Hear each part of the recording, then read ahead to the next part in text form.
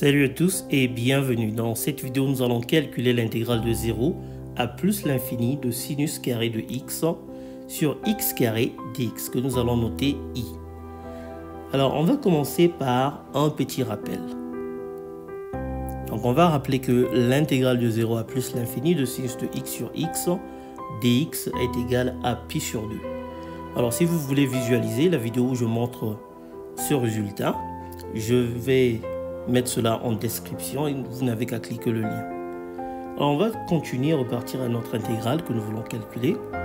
Donc, on va remarquer que notre intégrande, sinus carré de x sur x carré, peut s'écrire comme étant moins 1 sur x prime multiplié par sinus carré de x. Et donc, on va intégrer par partie maintenant. On aura moins sinus carré de x sur x pris entre 0 et plus l'infini, moins l'intégrale de 0 à plus l'infini de moins la dérivée de sinus carré de x divisé par x dx. Alors, la dérivée de sinus carré de x est donnée par 2 fois sinus de x multiplié par cosinus de x. Et moins devant moins, ça fait bien sûr un plus. Donc voilà pourquoi nous avons que i est égal à moins sinus carré de x sur x pris entre 0 et plus l'infini, plus l'intégrale de 0 à plus l'infini de 2 sinus de x, cosinus de x sur x dx. Alors, 2 fois sinus de x multiplié par cosinus de x est égal à sinus de 2x. Et maintenant, ce que nous allons faire, c'est d'évaluer. Donc, on va évaluer moins sinus carré de x sur x pris entre 0 et plus l'infini. Alors, c'est égal à la limite lorsque a tend vers 0 à droite, le sinus carré de a sur a, moins la limite lorsque b tend vers plus l'infini de sinus carré de b sur b.